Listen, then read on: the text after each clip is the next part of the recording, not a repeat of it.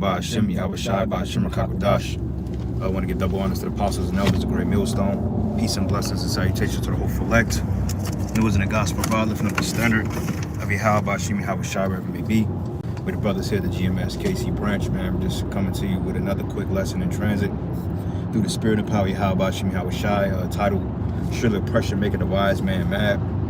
Just something me and the brother were just kind of briefly speaking about how, you know, there's not enough time in the day to get things done, and this devil is putting more hell on us as far as work and in life, period, as to why we need a reset, man. You know, a reset of the mind, the body, the spirit, and we need to reset of worlds, because this devil, man, the more he come down with great wrath, the closer the end of his kingdom is going to be. So he's getting ready to make shit inconvenient for brothers just in general, because, you know, we all work, we got jobs, you know, which is a means to an end at the end of the day. But, you know, brothers are sick and tired of this shit, man, working for the so-called white man and having to keep up with Peter to pay Paul. It's all folly, man. You know, and then the crazy part about it is that these employers, they see the economy collapsing, but yet they continue to put more hell on Jake because they're trying to hold on to this kick the can down the road bullshit, man. So I got an email today from my supervisor. You know, the whole group got the email, but basically, long story short, she said if anybody works remote, then I need a detail or a brief list as to what all y'all did. But back in my mind, I'm like, we work remote for the most part anyway, unless we got to come in an office and do things. So I'm like, why do you need a list now for what we're doing? And we have a task tracker, which we put a summary of work, which we do in there every day. You know, so I didn't quite understand it. So I was just kind of wrapping my mind around it, and I'm like, well, it must be coming from the top, because, you know, they trying to figure out how to cut programs, and they, you know, they got what they call the weakest link. So if they don't have an essential use for you, then they're gonna try to, you know, cut y'all programs out, man. Yeah. You know, they're looking for people slacking too. Niggas don't really be at work. Yeah. A lot of people got fired back in 2020. Niggas was skipping that. Bitch had a whole nother job, bro. Yep. Just log in the computer and just go work a other job. Bitches getting 2 paychecks, not really doing that the other one. So he's on to that, man. So so this shit is about to be over with. And I'll just say too, on the other side of oppressing the hell out of everybody is the main danger is these other people that don't have the Lord, man.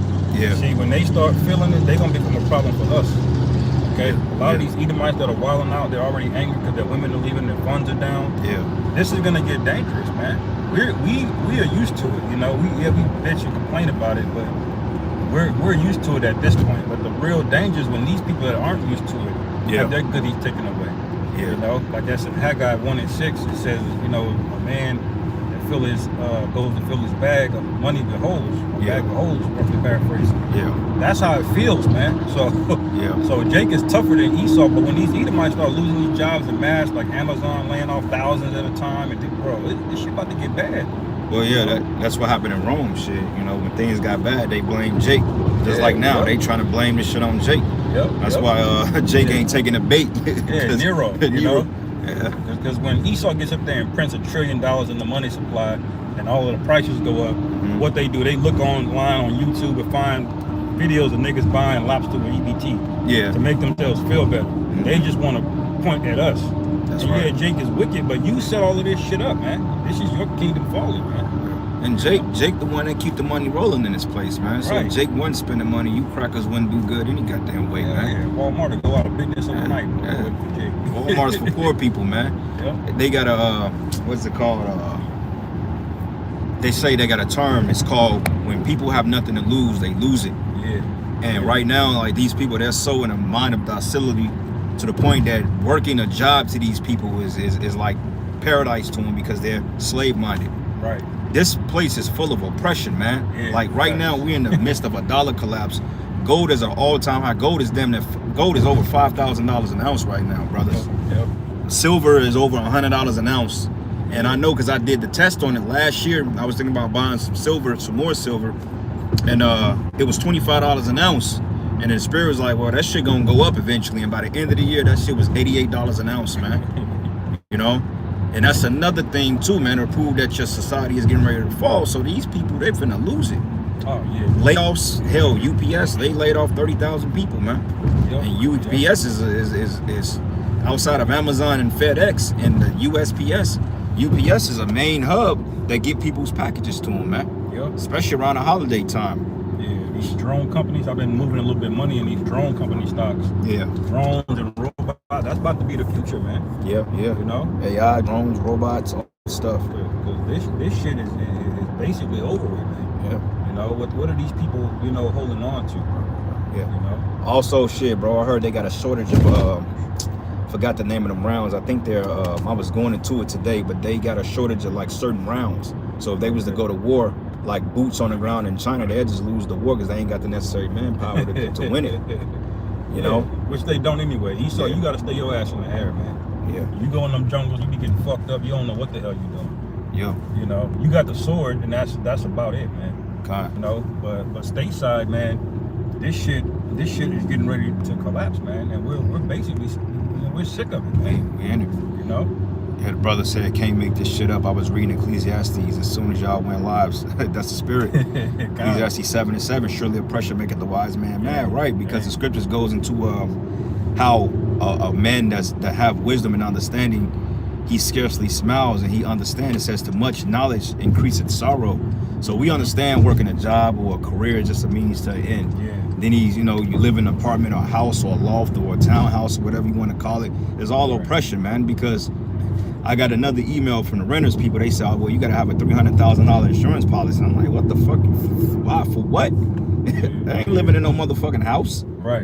You know what I'm saying? I'm like, that's taking more money out of my pocket. You know, and they got insurance. They got insurance on the property already. And I'm like, nah. I'm like, I don't want to do that. Yeah, they don't want their premium rates to go up. Yeah. You know? So I got to take the hit. And let's just say if the crib burns the fuck down or whatever may happen to it, I still, you know what I'm saying? I'm liable for it, and I'm not even gonna get all my money back from it if I file a claim. Yeah. But they got insurance on the properties because they can't operate it unless they have insurance on it, man. Mm-hmm. You know? So like prime example, if your house burns down and you ain't got renter's insurance, guess what? They gonna have to pay to get the unit fixed back up to re-rent it out, meaning they have insurance on it. Right. They just want to charge you extra because that's just the type of wicked system we live in, man. Yeah, and that money is already baked into the rent. Otherwise, they don't get a loan to even build it. When you go to the bank and get a loan, you can't just charge rent. They got to know that you covered all of the expenses, emergencies, insurance, all of that, or the bank is multi-unit. So that rent money is built into it, and then they charge on top of the rent. You know what I'm saying? This is those this is Deuteronomy 30:7 coming to pass, man. Yeah. You know, those curses are falling up on our enemies, and now everybody's feeling it now. Yep. You know? Great wrath, Revelation 12:12. Yeah, and now you know why the Lord tried men that he challenged them to just be good without any resources or money. If you got substance, leave it. Yeah. The Lord had to try his men before that because he already knew this shit was gonna go, man. Yeah. You know? And we get a little bit attached to things in the flesh, you know, right here, there, or this or that. But hey, ultimately, man, your eyes gotta be single in this thing, man, because these people are about to get fucked up. Yeah, you gotta fuck all this shit, bro. At the end of the day, because really holding on to this shit is just really causing you more stress. Like at the end of the day, once this power go down and they cut the economy, once the economy goes, that's it. You ain't attached to shit. What you gonna barter with a 65-inch TV? Fuck nah, man. Hell no. You know, that's why basic essentials like sleeping bags, water, all that's gonna be. They motherfuckers gonna be looking for alcohol once there's a shortage, man. Guns and ammo. Yeah. Guns, ammo, alcohol. Anything that requires electricity gonna be fucking dead with, man. Cell phone, anything, any product, a toaster, whatever the fuck. None of that shit ain't gonna be worth nothing, man. Nigga try to bargain with a PS5. Like, right. Let me get your daughter for PS. You crazy, man. Yeah. That's why really it's gonna be wisdom. Them bushcraft guys, they got a good chance of staying the first wave. Yeah. But they got wisdom on how to live. But we have the wisdom. Okay, without having any training, the Lord just gonna give us what we need. So them blacksmiths too, man, because they can make weapons. Yeah. Oh yeah, kind. A lot of these militia groups, they can make bullets. We went to a show where you sell, arms and whatnot. And you can see some of them Edomites posted up, man. They got whole kitchens making bullets. They making bullets, yeah. They be in the spirit. Yeah. They be like, damn, I ain't even know half of this shit existed. Well, when you go back to Tubal Cain, he was a great artificer in the world at that time, because you got to understand the flood came about over 4,000 years ago because the wicked ruler, you had the the line of Cain. I mean, of course you had the sons of the Most High, but we fell. But you had that wicked line of Cain that got up and ranked, man. And they brought murder and death and weapons into the world, and that's why the Lord, the same thing now, it's pre-flood times is happening today. You know, all those weapons and shit like that to destroy civilization. The Most High got to bring this shit to an end.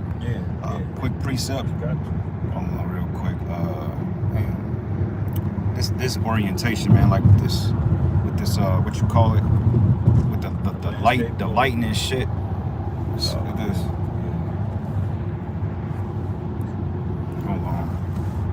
Damn, what the fuck did I do, man? There we go. Anyway, cause sometimes, you know, like the light will dim out on here. Like the Slock it, brother. They're gonna be taken. Oh, and that pink Urus, Lamborghini Urus. Yeah. So this is the book of this is the brother GMS Tazadak. What is it? Tazadak Yara 144K. Joel 3:9. It says, "Proclaim ye this among the Gentiles and prepare war." It says, "Wake up the mighty men, let all the men of war draw near." Yeah, World War III.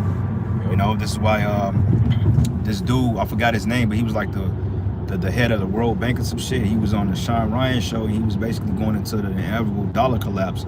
He said that once they pull they sell all their treasuries off these other nations, then America is pretty much cooked. It's gonna go to a third world country overnight, which is a fucking welfare state, man. Okay, you got motherfuckers in Greenland, they're making mockery of you Americans being on fitnall, posting as props and shit. Because Greenland, like, what do we want to be in business with you for? You're a welfare state. Like, you got 10-20% of your recipients getting government aid.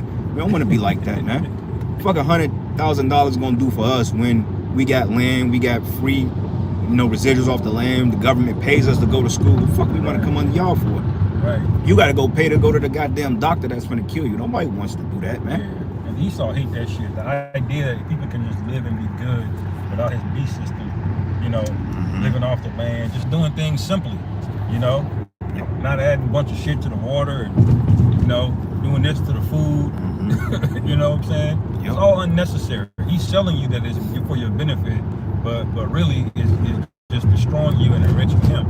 You know, and other nations, they ain't with that shit, man. You know? Nahum 3:1, it says, "Woe to the bloody city.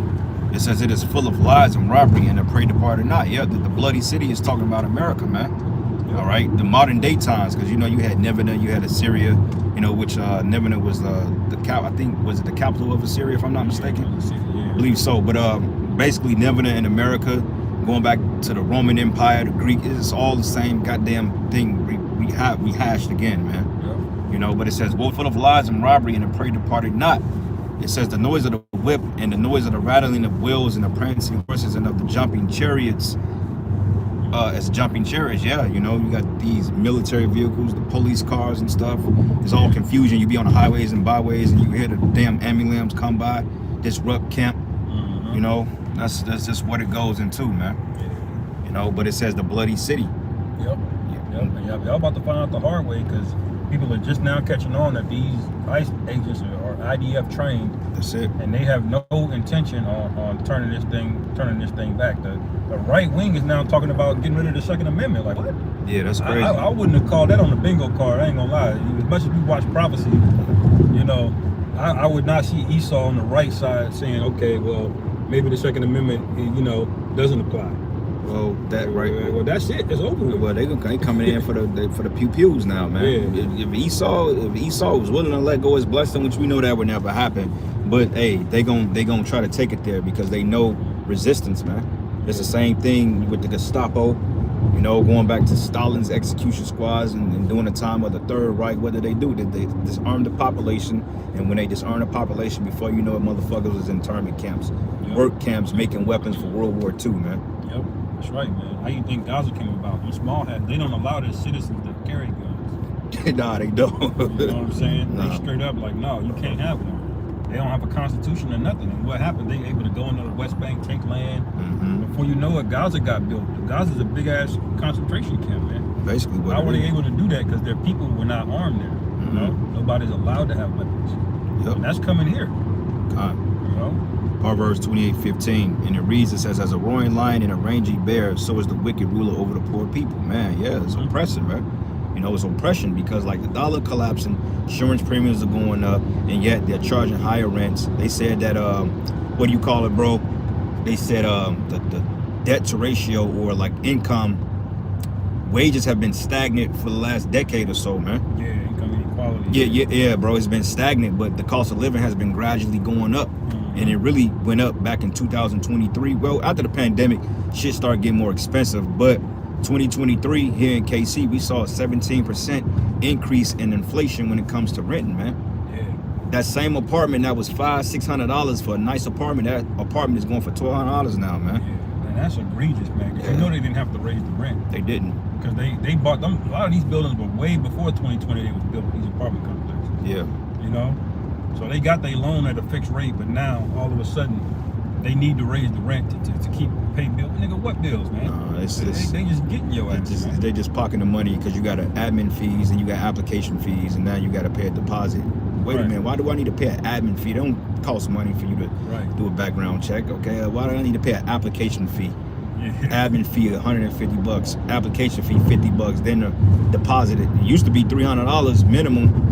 If your credit was good. In some places you wouldn't have to pay a deposit depending on your credit, but that don't matter no more, man. Yeah. You know? You start gonna add corner option and we call it a day. Yeah. Fucking rent's $1,200 a month for a 1 bedroom. You out your goddamn fucking mind, man. Right. Definitely not for a place like this. Yeah. Reading on verses 16. Damn, man, it's fucking sun glare. Nah, man, it's what is it, verses 16? Yep, and it says, the prince that wanted understanding is also great oppressor, but he that hated covetousness for prolong his days, man. Yeah, man, and this is a covetous world. You know, it's covetous, especially for the children of Israel, man, because we literally don't have anything. But through the Spirit, you know, the Lord has been sustaining brothers, you know, because they, you know, our bills are paid. You know, vehicles are operating somewhat right when they need to. You know, you're gonna always have problems. That's Spirit 999. You're gonna always have problems in this place. But for you Israelites that ain't having no problems and you got everything peaches and cream, then that's something to worry about. Because you know you got them Jakes out there. They pride themselves with them having a good life and the family and this and this and that. You dudes are getting ready to lose, man. You know what I'm saying? Because the scriptures say, "Give us this day our daily bread." Yep. Daily bread. So hey, we comfortable with the daily bread, man. You know, and hey, that's what the Lord gives us, daily bread, and he gives us some over to do what we got to do. You know, because you know, brothers are gonna do things that they want to do, but we keep things within moderation. You know, we ain't splurging and saying, well, hey, let's go to the Bahamas every other fucking weekend.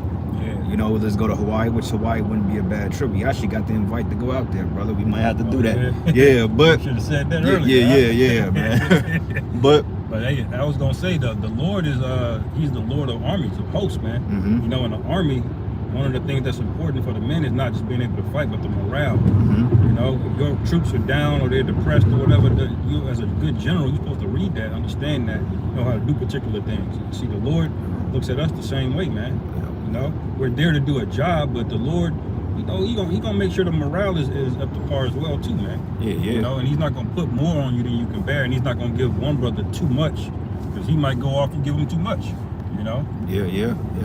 We've seen that. We've seen men get at abundance and destroy themselves. I know a man that was in this very camp years and years ago before I met these brothers, man. This was years ago, man. That dude got cashed out $300,000. Now he's back. He's believing in the Nation of Islam now. He's doing fucking armed security in a grocery store, to my knowledge, man. So the Lord, you get off right here, so the Lord brought that man down to the shitter, man.